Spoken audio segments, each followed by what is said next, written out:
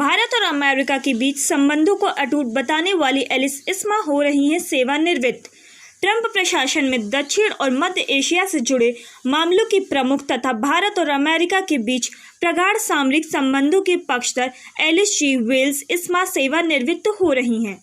विदेश मंत्री Mike Pompeo ने यह जानकारी दी। साथ ही अन्य देशों के साथ अमेरिका के द्विपक्षीय संबंधों को बढ़ाने के लिए उनके समझदारी भरे परामर्श और समर्पित प्रयासों के लिए उनका आभार व्यक्त किया।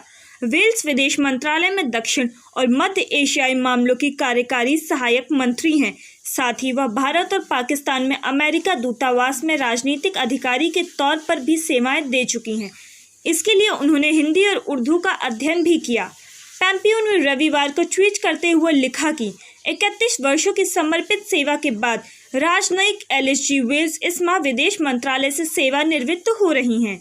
दक्षिण तथा मध्य एशिया के देशों के साथ संबंध बनाने और इसमें आने वाली चुनौतियों को दूर करने में एलिस की समझदारी भरे परामर्श और समर्पित प्रयास मुझे याद आएंगे।